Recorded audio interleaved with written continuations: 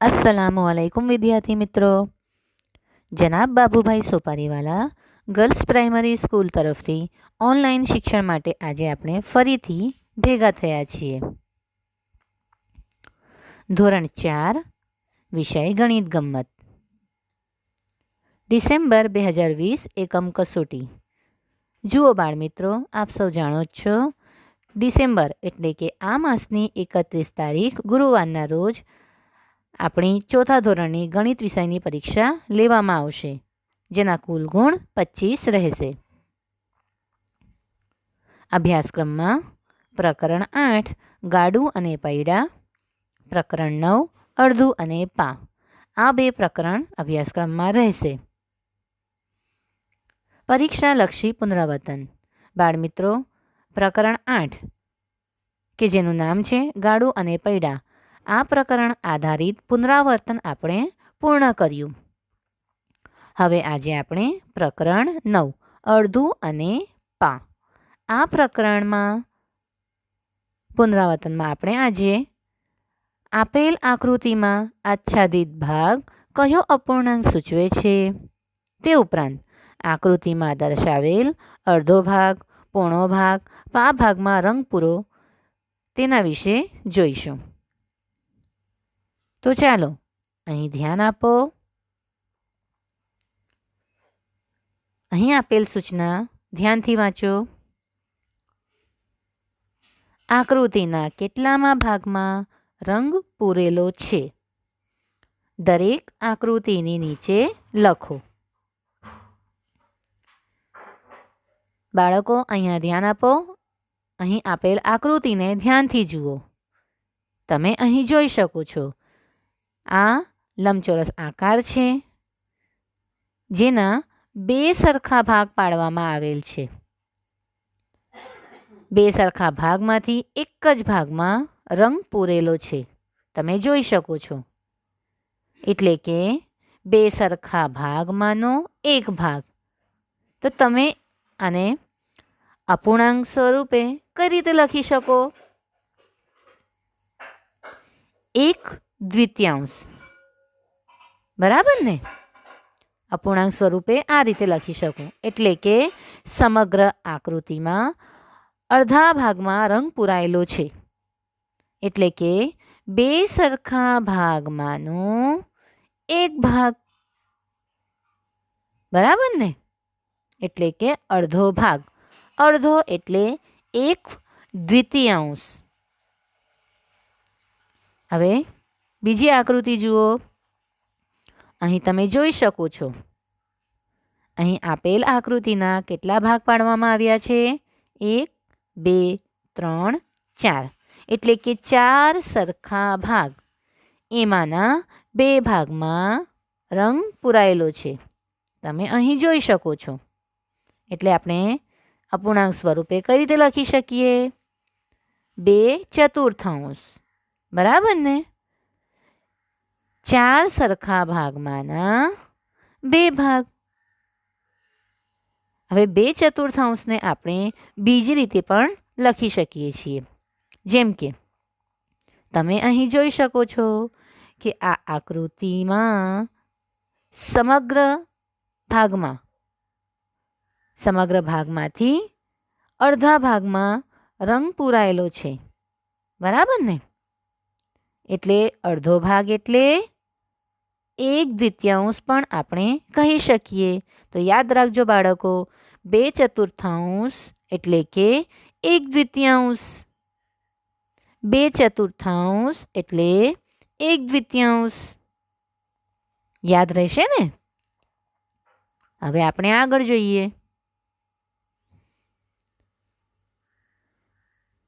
દરેક આકૃતિની નીચે લખેલા ભાગ જેટલો રંગ પૂરો. એટલે કે આપણે અહીં આકૃતિની નીચે લખેલા ભાગ જેટલો રંગ પૂરવાનો રહેશે. તમે આ આકૃતિને જોઈ શકો છો. આ આકૃતિમાં 1, 2, 3, 4. અરે, અહીં તો 4 સરખા ભાગ છે, તો એમાંના કેટલા ભાગમાં રંગ પૂરાશે? અને અહીં નીચે શું આપેલું છે? એક દ્વિતીયાંશ. જુઓ બાળકો, તમે એક દ્વિતીયાંશ તો સમજી જ ગયા છો. એક દ્વિતીયાંશ એટલે અડધો ભાગ. તો અહીં આપેલ આકૃતિના અડધા ભાગમાં રંગ પૂરવાનો રહેશે. 4 ભાગમાંના 2 ભાગમાં રંગ પૂરવાનો રહેશે. સમજો છો ને તમે? સરસ. તો જુઓ, તમે અહીં જોઈ શકો છો કે આ 4 ભાગમાંના 2 ભાગમાં રંગ પૂરાયેલો છે. તો તમે આ રીતે ડાબી બાજુના 2 ભાગમાં પણ રંગ પૂરી શકો છો, અથવા જમણી બાજુના 2 ભાગમાં પણ રંગ પૂરી શકો છો. ઉપરના 2 ભાગમાં પણ રંગ પૂરી શકો છો. નીચેના 2 ભાગમાં પણ રંગ પૂરી શકો છો. કેમ કે અહીં આપણે એક દ્વિતીયાંશ ભાગ બતાવવાનો રહેશે, એટલે કે અડધો ભાગ. હવે જુઓ, અહીં આપેલ આકૃતિમાં 3/4 ભાગમાં રંગ પૂરો. તમને યાદ છે કે ભૂલી ગયા? 3/4 એટલે કેટલામો ભાગ? સરસ, 3/4 એટલે પોણો ભાગ. તો અહીં જુઓ, આપેલ આકૃતિમાં 4 સરખા ભાગમાંથી 3 ભાગમાં રંગ પૂરવાનો રહેશે.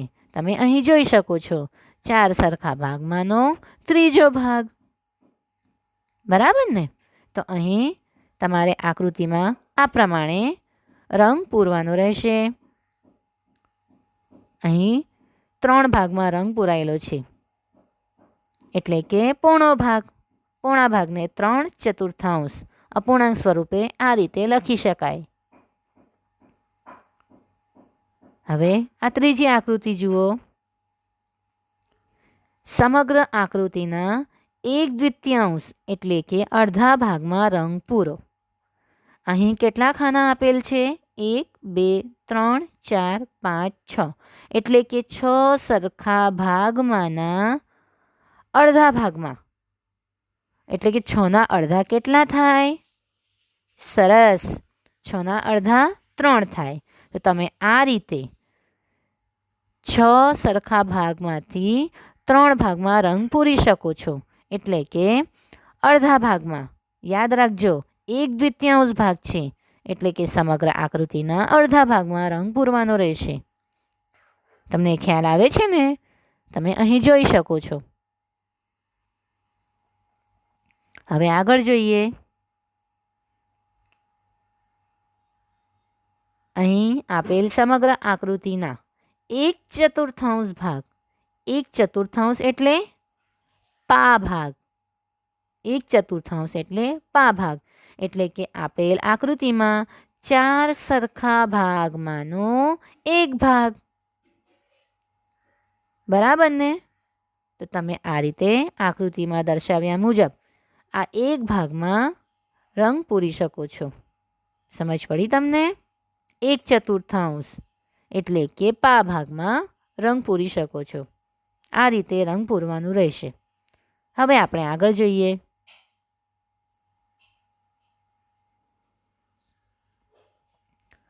હવે જુઓ બાળકો, અહીં આ એક જ આકૃતિ આપેલ છે, જેમાં 3/4 એટલે કે પૂર્ણા ભાગમાં રંગ પૂરવાનું રહેશે. તો આ આકૃતિમાં આપણે પૂર્ણા ભાગમાં રંગ કઈ રીતે પૂરી શકીએ? તો સૌપ્રથમ તમારે શું કરવાનું રહેશે? આપેલ આકૃતિના 4 સરખા ભાગ પાડવાના રહેશે. કેમ કે અહીં જુઓ ધ્યાનથી, 3/4 એટલે 4 સરખા ભાગમાંનો ત્રીજો ભાગ. તો આપેલ આકૃતિના તમારે 4 સરખા ભાગ પાડવાના, ત્યાર પછી એના 3 ભાગમાં રંગ પૂરવાનું રહેશે. આ રીતે. તમને સમજ પડે છે ને? આ 1, 2, 3, 4 આ 4 સરખા ભાગ પાડવામાં આવ્યા છે, અને આ આકૃતિમાં 3 ભાગમાં રંગ પૂરાયેલું છે. તમે જોઈ શકો છો. એટલે કે 3/4 પોણો ભાગ. તમને સમજ પડી ગઈ ને આટલામાં? હવે આપણે આગળ જોઈએ. 1/2 અડધી સંખ્યાના આકારમાં રંગ ભરો. તમે આ આકૃતિ જોઈ શકો છો. અહીં કેટલી લખોટીઓ છે? ગણો જોઈએ.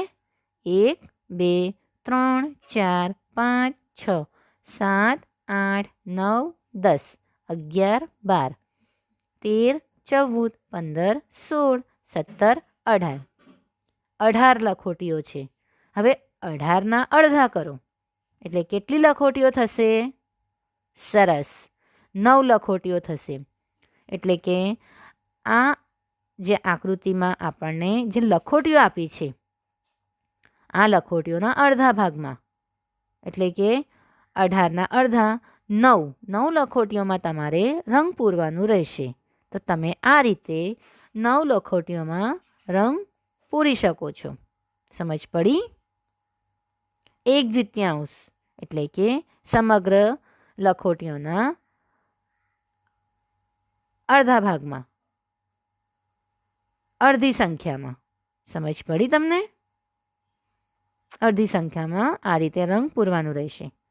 હવે આપણે આગળ જોઈએ.